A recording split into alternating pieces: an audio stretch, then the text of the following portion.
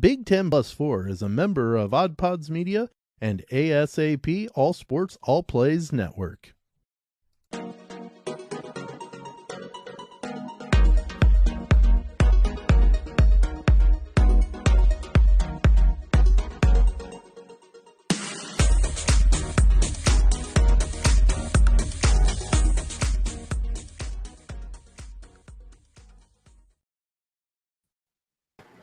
Probably would help if I put us in the stream, huh, Tony? Oh, just a tiny bit. I mean, we could do it. They're not going to hear us. And we could do a great show, but they're not going to know it. Good morning and welcome to Big 10+4. We are sometimes college sports with Midwest perspective, and we bring you it by being blue collar and blue blood. I am Sam Sprunger, your host today. Dalton out for the remainder of the year, which is just 2 days, Tony. That's all it is. I don't know. When you say it like that, it's like, man, he's out for the year. Man, he's going to be gone a while. He's out the rest of the year. Yep, he's going to be gone for a hot minute. Tony Hollandsworth on the other side of the screen, if you're watching on the video. Wow. We are right up on it, Tony. We are up on the new year. So quickly this year has gone to get us to this point. We have a couple of topics that we're gonna wrap up. We're gonna wrap up our coaching changes that happened in the Big Ten. We're gonna talk about the last piece that came in chronological order to finish up those. And honestly, this is truthful. I don't know if the Big Ten's done with their coaching changes. But to this point, we will wrap up our third part. We're going to talk a little bit about the Pinstripe Bowl. We've got a bowl recap in our pocket that we're going to talk about as well.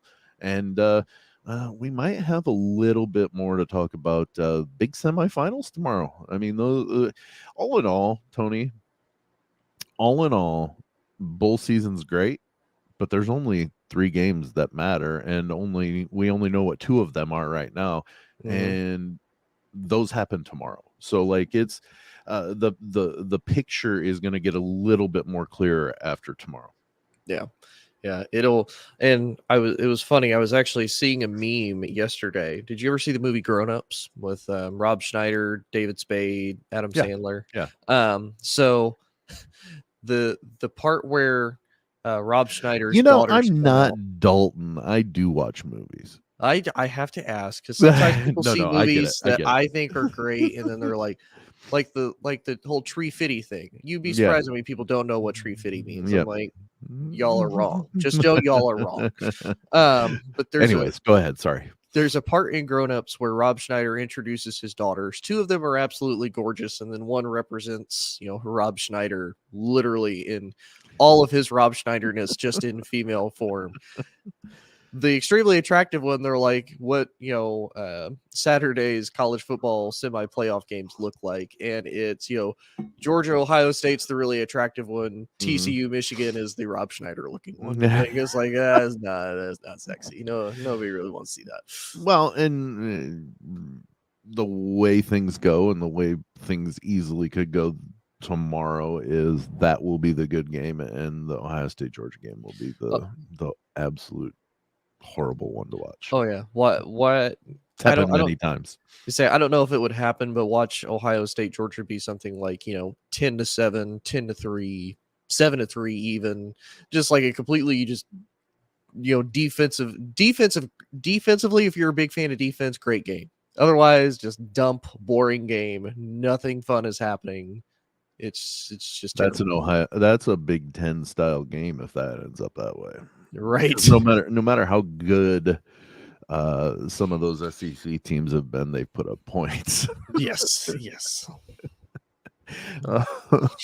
Yeah, I'm excited. This is it's a first. Dalton talked about that on Wednesday. This is the first. We haven't been able to experience the playoff with vested interest in both games, like as a conference, and that doesn't necessarily mean that we think that they're both Big Ten teams are going to win, but it's one of those that we could have an all Big Ten final, much like the SEC has had multiple times. Yeah.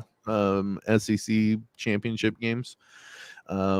Basically, it's one of those that the Big Ten finally has an opportunity that to be that level this year. Well, and to be honest too, I mean, you look at last year's, it was literally just a repeat of the SEC championship. You know, if again, hypothetically, as we kind of talked about last week, if it is Ohio State and Michigan, what better way to represent the national title game than the biggest game in the Big Ten with the biggest, probably one of, if not the biggest, rivalry in college football than Ohio State and Michigan. So I still contend the world will blow up. Oh, I think it will. So I mean, how fitting? How maybe fitting at midnight. How fitting to start the new year though? Like, hey, this is going to be 2023. This is what we got to look forward to. Ohio State versus Michigan. Everybody's like, what? Yeah, and then just blows up from there. Think of that. Nobody would have contended. I honestly, if it is Michigan, Ohio State, I don't know that there would be anybody that would say, yeah, I knew that was coming. Nobody. Yeah. I don't. Yeah.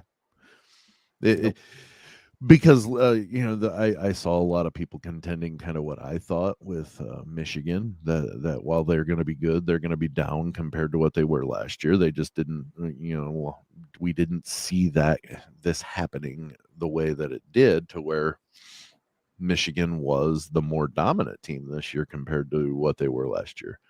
Honestly, I don't know that I saw Georgia being this good as they were last year. I mean, they're comparative to what they were last year. They don't have the defense that is absolutely mind-boggling like it was last year, but they still have the 8th best defense in the country.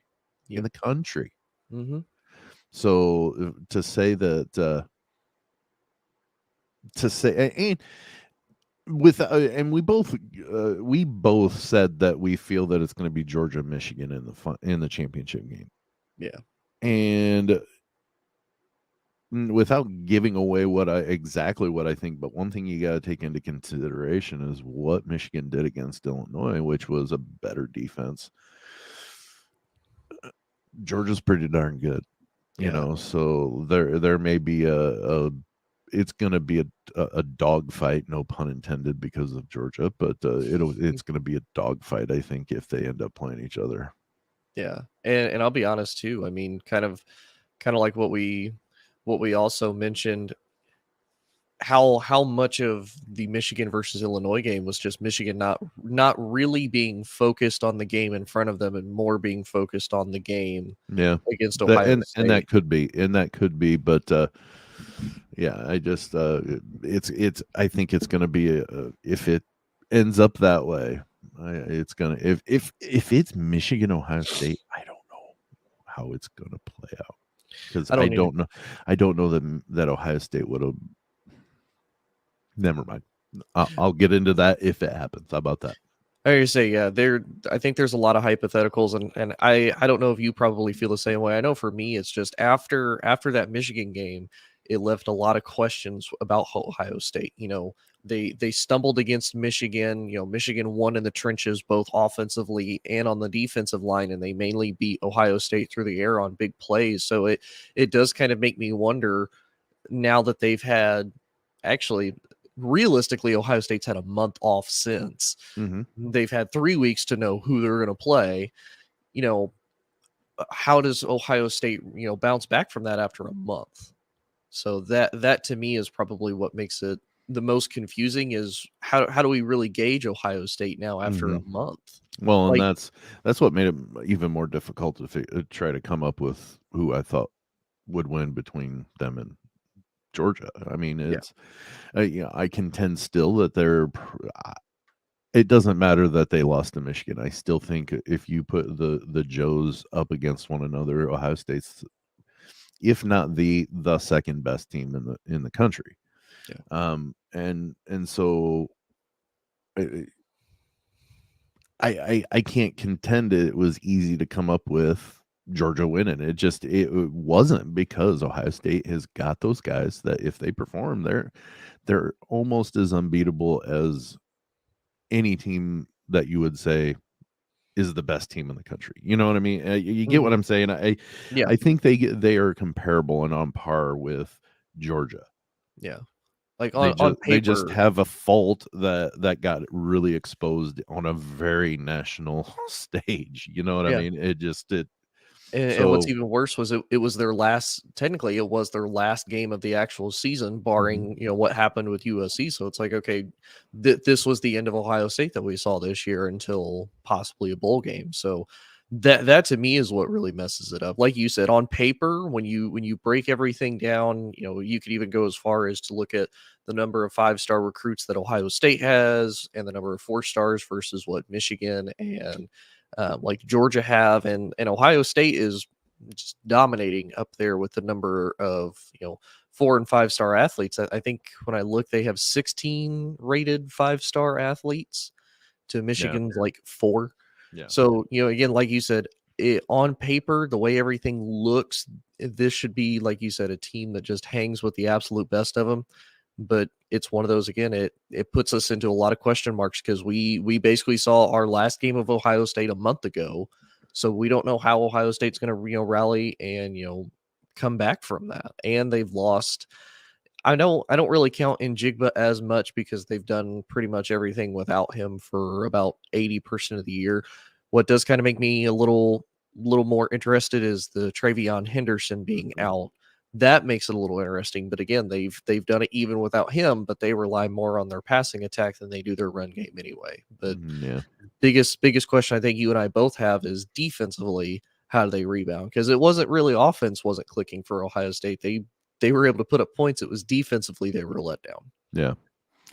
Well, it's going to be an interesting day tomorrow, seeing how those games play out, because with as crazy as the season's been, it's one of those that you can see and have a clear thought of your path of who you pick, and then it goes completely opposite of the way you think it's going to go. Yep.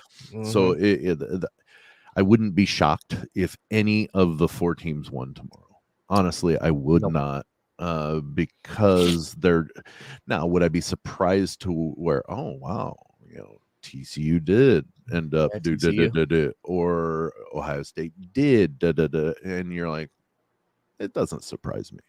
Yeah. Let me just say, Ohio State and Georgia, neither team winning will even probably raise an eyebrow unless it's just such a dominant way that they won. Yeah. I'll be surprised, not shocked, if TCU beats Michigan. Yeah. And I would say, compared to last year, this is probably about the only time you could say that about these semifinal playoff games. I wouldn't argue. Because when you looked at Georgia versus Michigan last year in the semifinals, everybody was like, unfair matchup. Yeah, we're like, Georgia's going to win. Like that. Yeah, that's not even fair. Georgia's just going to beat the brakes off them, and they did. And then you looked at it was, and then it was Alabama versus Cincinnati, and we're like, really, you're going to give Alabama the one cupcake game out of the whole playoffs? That was the closer of the 2 games. Yeah, and don't get me wrong, it was no offense to Cincinnati, but kind of looking at it from the fan perspective, they finally let Cincinnati in. They're the only Group 5 school to ever do it. And you're just kind of like, and you're putting them up against Alabama. Like, come on, man. Come on, man. Mm-hmm. Well, it's to see how things play out. Interested to see what can we take from that to kind of see what the championship's going to look like, because if it's the 2 that we expect, it's going to be a really good championship game. I really do think that.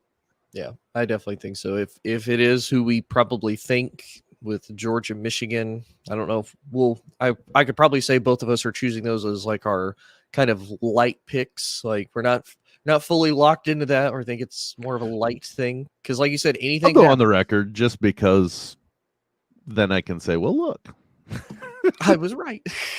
Georgia, Michigan. Well, I've been wrong every other time. Yeah. The only one I'll for sure lock in is Michigan over TCU. I'll lock that one in. Yeah. All right. Well, let's move to the second quarter. We got some stuff we need to talk about still. All right. Moving to the second quarter, we are going to shift a little bit to the Big Ten coaching world. We've had 3 coaching moves. We've had Nebraska firing Scott Frost, then hiring Matt Rule. We had Wisconsin, and both of these were in season. Wisconsin fired Paul Chryst, brought in Luke Fickell. Sorry, geez, I can't believe which he ended up coaching in Wisconsin's bowl game. Still an unusual thing that normally happens with an incoming new coach. We did have last year Notre Dame. Marcus Freeman coached for as an interim, filling in when Brian Kelly left for LSU.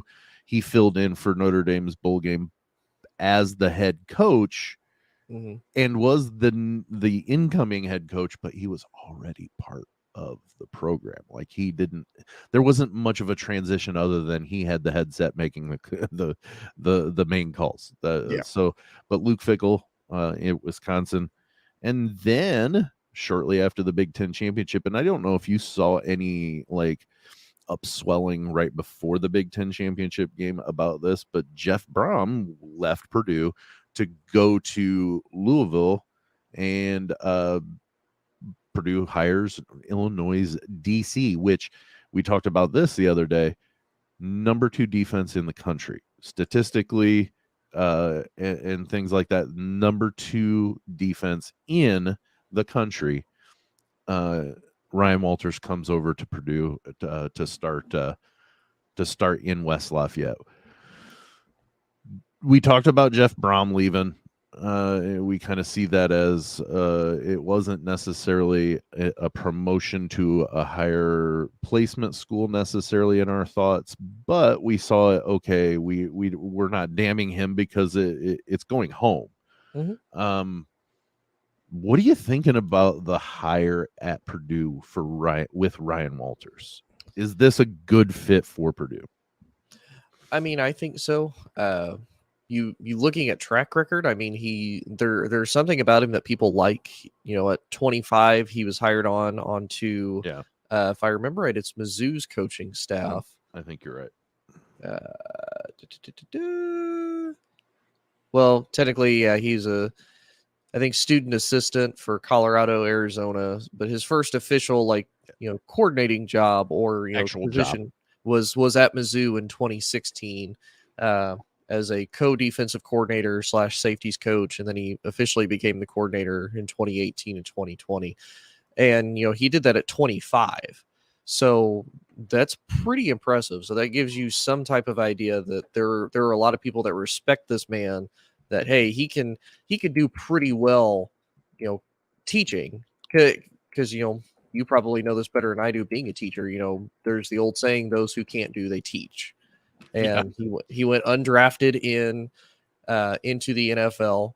And I'm trying to look and see if okay, so Jeff Brohm was more of an offensive coach, and Ryan's going to be more of a defensive. So that will be interesting to see the change, because we saw the Purdue had a very prolific offense. Now defensively they weren't bad, but there wasn't anything really fearful about Purdue's defense. But that was also a lot in part due to a lot of their big players being drafted last year. I mean, you look at Galifianakis, he was it Karlaftis? Karlaftis, Galifianakis, yeah, Galifianakis is a movie comedian. Star and comedian. Yeah. So, the Greek name. I was like, that's what it was, Kafkas. Yeah.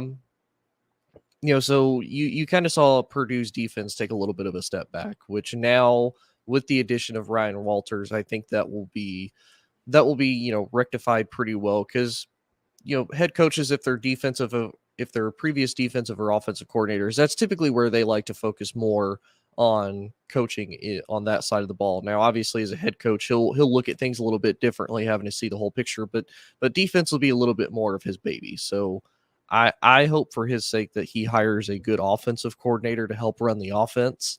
Obviously, you guys get Hudson Card from the Texans, which isn't bad. You know, he not filled from the in Texans, from Texas.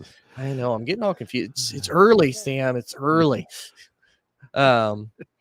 Gets it from Texas, and he didn't do bad when he was filling in after Sam Ehlinger left. So if I remember right, I think they went 6-6. They went to a bowl game. I believe they lost the bowl game, if I remember correctly. Yes, they got beat by Washington. Or you're talking about Texas? I'm sorry. Yeah, Texas back when they had Hudson Card. I got you. Sorry. Yeah. If they were even, I was reading something. Sorry, I am listening. I just couldn't. Yeah. Anyways, I'm gonna stop reading. That's okay. Anyway, you are right though. Texas did lose to Washington last night, which kind of figured that may or may not happen. Washington is a really good team. So Hudson Card isn't bad. He's a proven starter. It will be interesting to see how Ryan Walters, if he potentially tries to cater the offense around him until they kind of find a more permanent solution at quarterback. If they have a younger classman that's maybe on the roster that they maybe want to try, or again, kind of the beauty of the transfer portal, somebody else may be out there in play next year that may want to come to Purdue when Card leaves. So I think it's a good hire. I think it's what Purdue needs. I think also, because if you looked at Illinois' defense, I don't know what their actual record for penalties were. I feel like they were a pretty disciplined group. Because you don't get to be that high. That's a big thing in West Lafayette this last year. How many? You said 10?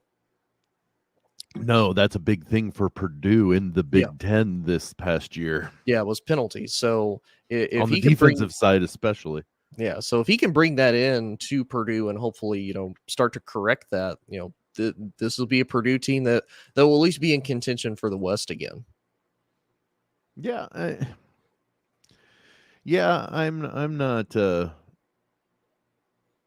I'm not upset with Ryan Walters' hire, and there's kind of a reason why I'm not.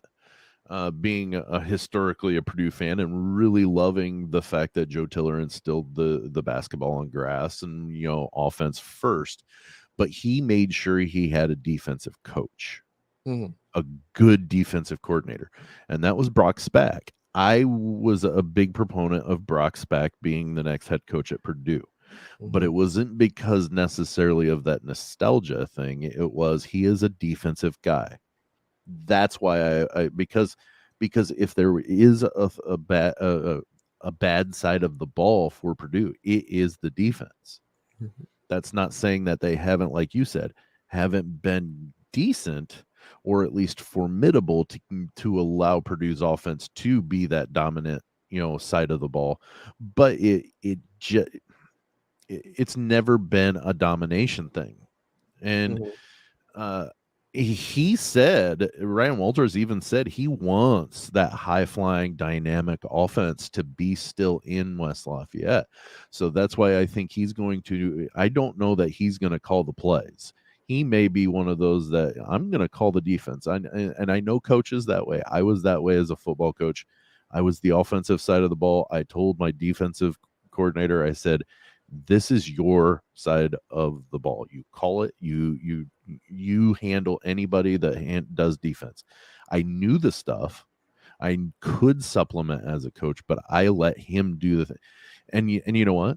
We had sides of the ball that were pretty darn dominant overall because we had a coach worrying just about that side.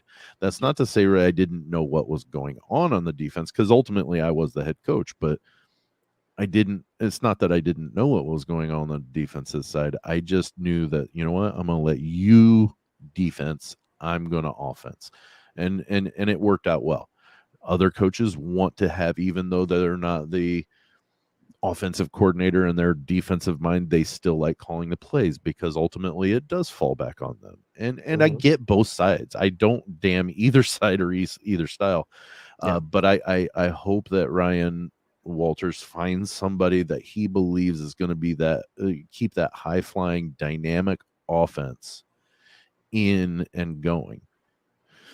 I don't know if you find a Mike Leach disciple. I wouldn't mind the air raid, that style of offense. It's kind of, I mean, but you know what? I'm not going to guess on what he wants to do. I'm just hopeful that he's addressed it already. And that's the big thing is get your home run hitter on that side of the ball and then figure out what we've got. It may be a couple of years before they contend again, but they could get to the point where maybe down the road they're like a Wisconsin has been historically since the 90s, where they've been really, really good. They contend every once in a while, legitimately contend, like nationally once in a while. But for the most part, you're getting, a real solid game out of a season out of them, and a losing record or a close to 500 record is an anomaly rather than the norm. And I think if there's anything that people can or want to expect from Purdue is let's get away from the 500 being the, hey, that was a successful season, and let's make it 9 wins constantly to where we are, okay, hey, we had one great season this year. We made it to a New Year's 6, I mean, make that the norm of regularity rather than closer to 500. I'm not delusional to think that any coach, and I'm not kidding here, any coach coming into West Lafayette will ever stay there and turn West Lafayette into a national contender year in and year out. It's just not going to happen, and I'm okay with that. But let's raise the norm a little bit, and I think Ryan Walters could be that stepping stone to where Jeff Brohm did a great job. I thank you for what he did, because after Joe Tiller, we had Danny Hope, Daryl Hazel. They were just not good. And then Jeff Brohm came in, and Purdue was reverting back to that dumpster fire of the 80s, early 90s. And he brought it back.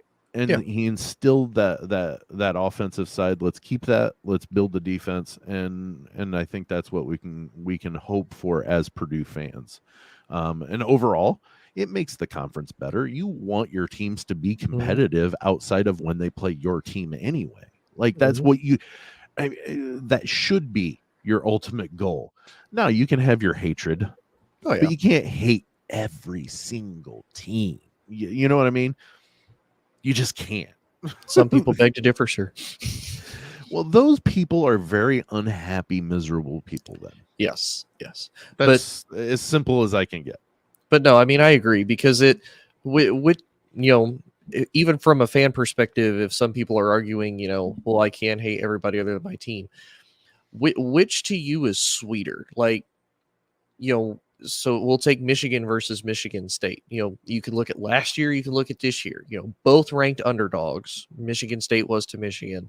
Last year, Michigan State upset Michigan and beat them.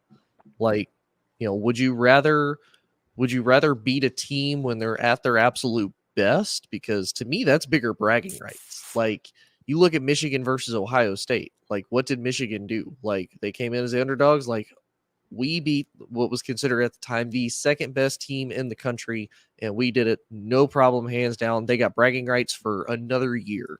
Also, let's not misconstrue what I just said. You don't have to like them. No, you don't. You don't have to like them. You just can't hate them all. I mean, I have dislike for every single team but Purdue in the Big Ten, and there's a reason for that. Purdue's my favorite team. So there's a reason why. Now, do I hate Northwestern? No. But I'm not rooting for them against Purdue at any point. Right. And there might be times I hope they lose, because they may be in a position that if they lose, it benefits Purdue. So that's what I'm getting at. I can not like a team, but still not hate them. Now you go to Bloomington. Yeah, the hatred's real. Go to South Bend. Yeah, the hatred's real. Yeah. But it's only on the football side for South Bend, but of course. But yeah, it's I hope that Purdue is able to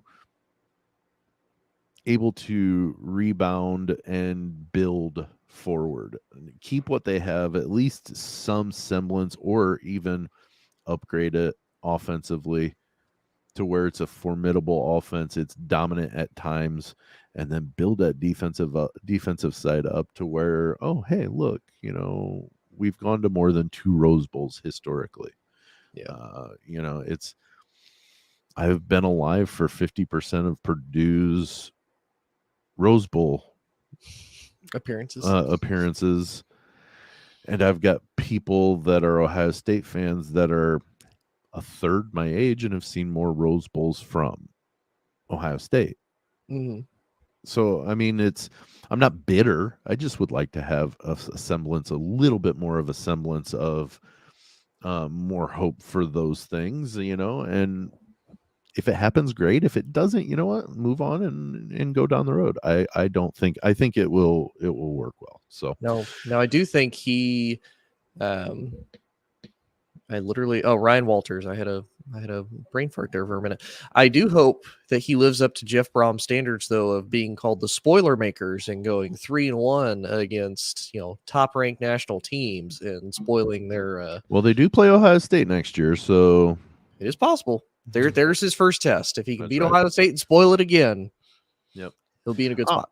All right. Well, we've got some. We're running just slightly heavy right now, which is great because I felt like I've talked way too much. But let's go to the half. We've got some basketball on the other side, and then we've got our headlines afterwards as well. So let's go to the break. You are listening to Big 10 Plus 4, hosted on Anchor and StreamYard. Hey, this is Russ. This is Kyle. This is Michelle. From the Infectious Groove Podcast. Join us every Monday for the most fun you can have with a music podcast. The Infectious Groove Podcast uses a positive and fun approach as we take time every week to share our jammy jams, then dig into a thought-provoking topic discussing all decades and genres of music. You can find the Infectious Groove Podcast on all major podcast platforms, or you can head to infectiousgroovepodcast.com to find us there and subscribe. We might have a controversial opinion here or there, but we always have fun with it. Oh, I'm sure I'll say something dumb. Subscribe to the Infectious Groove Podcast, part of the Odd Pods Media Network. Hi, I'm Tina Jaramillo. And I'm Hillary Doherty. And we host the Muck Podcast, where we discuss the dark and sometimes weird true stories in American politics. Hey, Tina, did you know that Elvis crashed the Nixon White House for the sole purpose of getting a DEA badge, and it worked? What? Or how a gun control advocate senator out of California engaged in gun trafficking with notorious gang leader Shrimp Boy? Shrimp Boy, I remember him. Okay, so, we cover all of that and more from maladies, madness, mischief, and murder in U.S. politics. And we also host a bi-weekly interview segment called Lil Muck. We interview politicians, journalists, activists, and others who share their experiences in politics. Find the Muck Podcast wherever you listen to podcasts, and check us out on social media at the Muck Podcast. All right, we move to the third quarter. Tony, we've got a lot happening on the basketball side. We talked the other day on Wednesday about kind of the way too early bracketology on the men's side and how right now the Big Ten men's conference, if you take, the first 4 out and the next 4 out, have 11 of their 14 teams in contention in December to be in the bracket in March. And we all were thinking that this was going to be a down year for the Big Ten. Now, we go to yesterday, which Thursday, the 29th. The Big Ten didn't do so well on the men's side in one of their games. Now we will address Nebraska and Iowa played, and Nebraska won. Yeah. Nebraska beat Iowa, so Iowa falls to 0-2, I believe, in the Big Ten. And yes, that's not a great way to start. Flip the calendar is starting your 2 conference games that you play before the regular season starts full swing at the new year. You're 0-2. That's not a good hole to be in, especially when people are thinking that Iowa could be just as good as they were last year. Yep. And they shared a Big Ten title. So no, they didn't. I'm sorry, it was Wisconsin, and they were in contention for a Big Ten title last year, and I don't know where Iowa comes in at now. But the one I was getting at was Central Michigan stuns Michigan in Ann Arbor, beats them by 2. I believe it was in Ann Arbor. Maybe it was at Central. It was in Ann Arbor. Yep. Yeah, I thought it was. Yep. 63-61. Michigan's 7-5. This is the second straight year that they have kind of flopped out of the gate. Do you see them rebounding to where they were last? Right or not, they righted the ship enough to where they got in comfortably. They didn't have to play in the first 4. They were in the tournament. Do you think they rebound to that standard? Yeah, I mean, I think they do. To me, I mean, this, like you said, this is a team that they always start out slow. And I think maybe because it is the out of conference games, this is, I think, one of the last ones before it's primarily just Big Ten teams that they're facing off against. I think starting the new year that they start doing the conference. I don't know that there might be an occasional, like 1 or 2 teams might have a out of conference still to play, but I think pretty much once the new year hits, they flip the calendar, flip the schedule too. Yeah.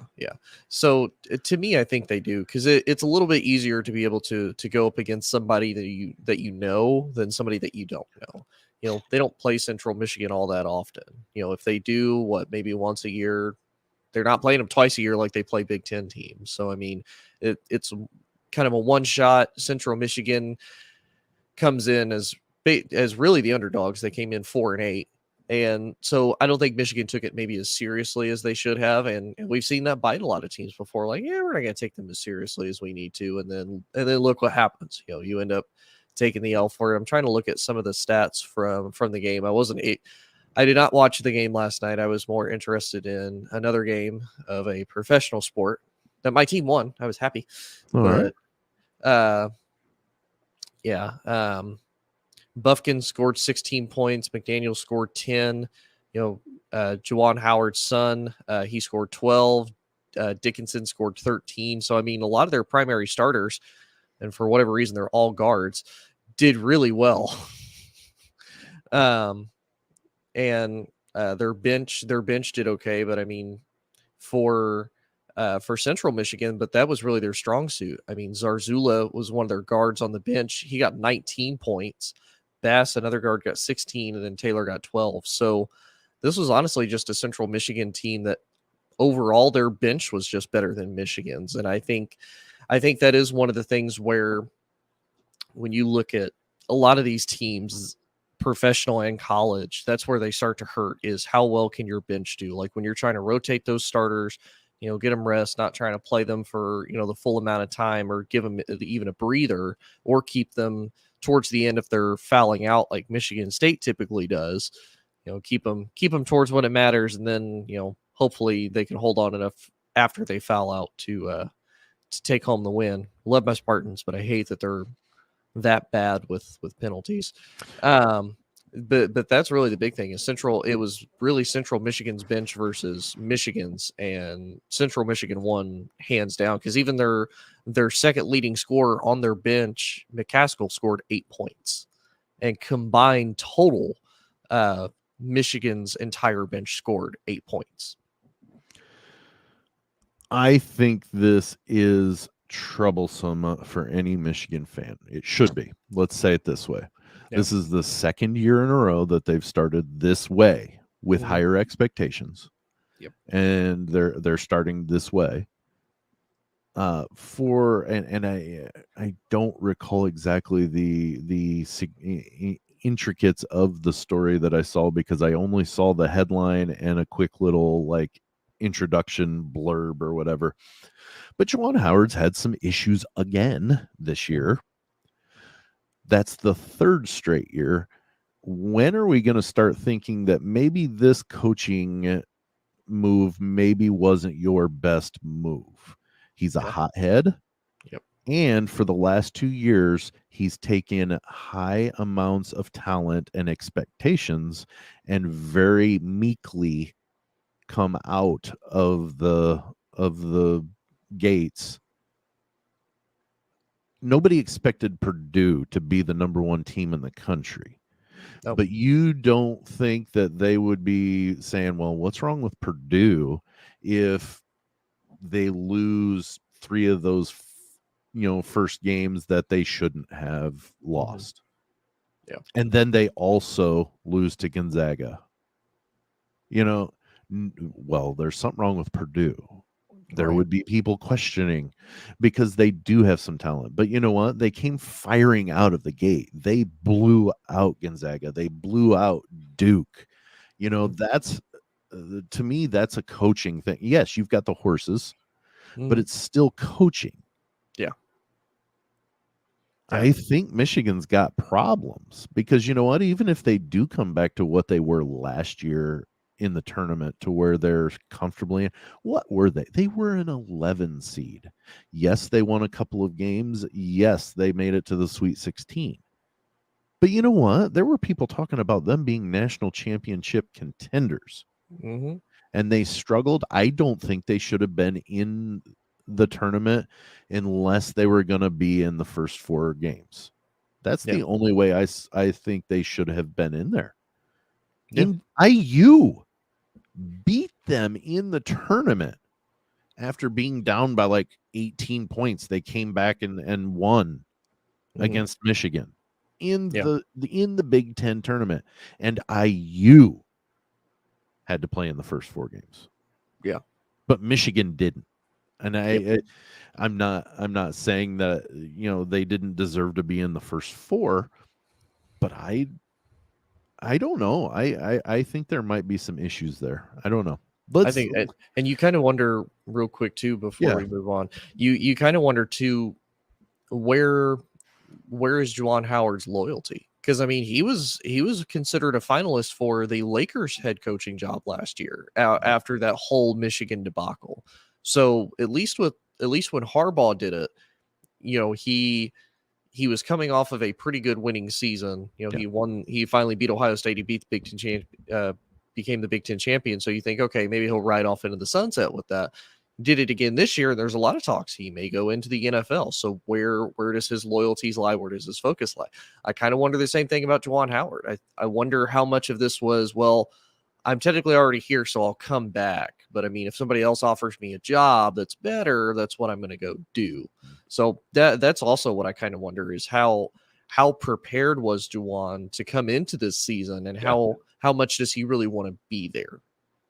I think Michigan's got a lot to look at with their coaches, just because you might have coaching changes in both sports this year. So let's jump to the women's side really quick. Dalton, very happy man last night because the Michigan State Lady Spartans upset the number 4 team in the country, the Hoosiers down in Bloomington. IU falls to the Spartans in East Lansing, and that's huge because we literally just talked on Wednesday that the women have 2 in the top 4, 2 teams in the top 4.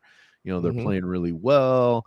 And then IU goes to East Lansing and gets beat. Like I was looking at the box score, like Michigan State never trailed at the end of a quarter.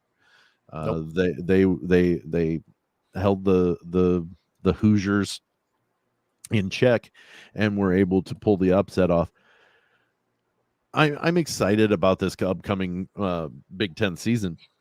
Excuse me, because of some of these teams that aren't expected to do a lot, pulling some of these things off, these upsets. And that's the great thing. That's why I always liked the men's side too. I just never really paid too much attention to the women's side, but I'm starting to, and it's getting pretty competitive and pretty brutal for each of these teams. I saw Purdue lost to Iowa.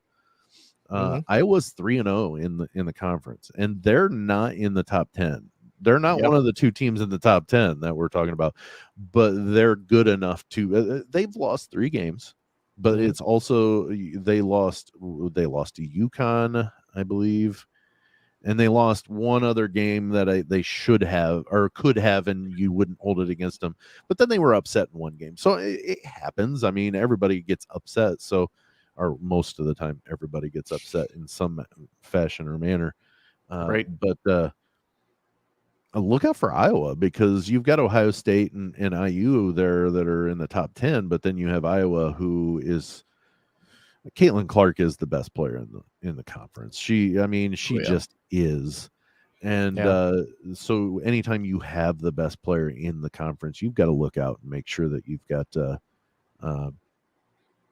them in check. You know, if you're going to let Caitlin Clark blow up, you've got to make darn sure that you've got all the rest in check. If you're going to beat Iowa. Iowa's good. So, because Caitlin, you mentioned Caitlin Clark. I mean, she's averaging almost 27 points a game, or averaging almost seven assists per game, and then defensively, she's averaging 7.5 rebounds per game, almost 2 steals a game, and she's a machine. 0.4 blocks. Yeah, she's leading Iowa in just about every statistical category there is for that women's team. Yeah. And I mean, you talked about they lost to UConn. They lost 86-79, so I mean it was close. They did get blown out a little bit by North Carolina State the following, but then they wholehandedly handed it to Iowa State, 70-57. Yeah. So this and Iowa State thumped Michigan State for a while, but then Michigan State got back into it. So the Spartans aren't going to be a pushover in the Big Ten either. Purdue's done well.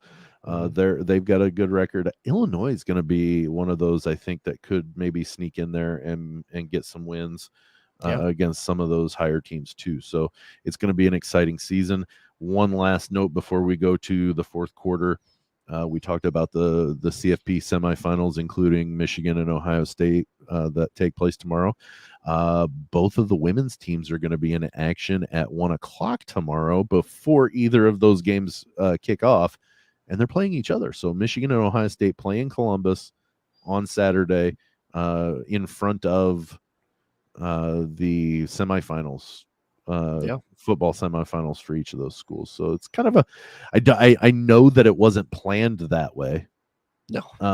But at the same time, it's kind of cool that both of them are playing each other on the day that their football teams are playing for the first time on the same day in the CFP too. So. And it's a big ranked matchup. It's number 3 Ohio State versus number 3 and 12 Michigan. or 14. That's what it is. Yeah. So like it's a good matchup too on top. Yes. And Michigan's been in the top 10 this year. They've just lost a couple that dropped them out. So it is potentially a good matchup in the conference that matters. So we need to move quickly. Let's go to headlines. Okay, so for our headlines, we're going to jump right into Dalton's headline. We've got him, and then we'll move on from there. How's that sound? Let's do it. All right. For the Dalton Daily, I wanted to take a look at something really merry and bright during this holiday season. Of course, there's always some kinds of feel-good stories. A lot of them don't really do with sports at this time of the year, just given the holidays and the nature of things. But one certainly did, and it did in the Big Ten. Down in Bloomington, Indiana, a basketball player named Anthony Leal, who's a junior for the Hoosiers, actually was the 2020 Mr. Basketball out of Bloomington South, plays for the Indiana Hoosiers. He has a sister, Lauren, who actually played basketball at DePaul University before transferring to Indiana University to finish out this last week, graduating as just a regular student there in Bloomington. And what was so special about the moment between the Leals is there's a video out on Twitter of Anthony and Lauren's mom recording as Lauren opened up a present from Anthony. And the present, as she goes through and is reading the card that's given to her, ends up being student debt relief that Anthony Leal bought for his sister with the NIL money that he's made throughout this season and prior. So he completely wiped out the student debt that Lauren had, because at DePaul University, which is a D3, it's non-scholarship. Mm-hmm. So she still had student debt there. And as we said, she just finished graduating at Indiana. And there was a bit of back and forth. I'll read some of the quotes. The quote says from the card, You have a spark of goodness that brought into the world. You radiate kindness and bring happiness to so many people, especially me. Hey, sis, I wanted to let you know how much I look up to you and admire who you are. Your soul is beautiful, and you are the best role model ever. There is no doubt that I have made it to where I am today because of you. Someone like you deserves no burdens or restrictions in life, and I feel like the best way to help you with that is by, and then Lauren pauses, and she looks over at Anthony, and she says in the video, I don't even know how much that is. Anthony says, I do. It's 0 now. A really just heartfelt moment, and really kind of shine a good light as Anthony went on to post on social media that this is what NIL can do. NIL certainly has its problems. It certainly has certain things that it still needs to kind of work out. But we've seen so many instances of student athletes using it for good. And Anthony Leal paying off his sister's student debt was a tremendous thing, and something that certainly deserves a spotlight in general. But around the Christmas time, really, really kind of brings it all home in all kinds of emotions and really makes it heartfelt. So that is the Dalton Daily. Congratulations to the Leals. All right, that's a good headline from Dalton. A pretty cool story, and so we're gonna move right along. We're running up on it, so we need to be quick. Let's get to the Tony Tribune. Yeah, so this is going to be a little bit of a quick one, and for those who maybe don't follow the Chicago Bears like Sam and I do, the Chicago Bears are not my main NFL team, but they are my second NFL team. I've always grown up loving Da Bears. Yes, sir. But just recently, Da Bears was informed that their president and CEO, Ted Phillips, is retiring after spending almost 40 years with the organization. Thankfully. Yeah, right. So the big fish that is out there in the pond that they may be looking at to try to recruit back into the NFC North is Big Ten Commissioner Kevin Warren. Yeah. Which is, if you're a Big Ten fan like we are, maybe a little upsetting. I mean, he was the man that basically orchestrated getting USC and UCLA into the conference, expanding the Big Ten even more. And I think he's done a fantastic job. I think he's been one that, aside from the SEC, this is another conference that people look to Kevin Warren as a leader of their conference, and they say this is who we want to try to emulate, and this is what we want to try to do. I would put him right up there as far as the top 5 commissioners. So it's going to be a little hurtful if he potentially leaves. There's been nothing guaranteed. Obviously, it's just he's the biggest name out there that they may or may not try to pursue. He has ties to the NFC North, having been a senior executive for both the Lions and the Vikings at one point. So he'd be completing a trilogy of the NFC North teams with Da Bears. So hopefully he stays with the Big Ten, but that's probably the biggest thing that I saw broke yesterday when they had mentioned that Ted Phillips was going to retire. Yeah, it's one of those that Ted Phillips has done some decent things, but I haven't been extremely happy with him as an executive with the Bears. More times than not, I've been unhappy. I mean, just remember, he did help orchestrate the 1985 Bears, the greatest collection of humans ever opposed on a defense in mankind history. I'm talking about from my time when I was aware of what was going on, type thing. You know what I mean? So, yeah. All right. From the Sam Sentinel, I went a little a fun way to kind of wrap up the year.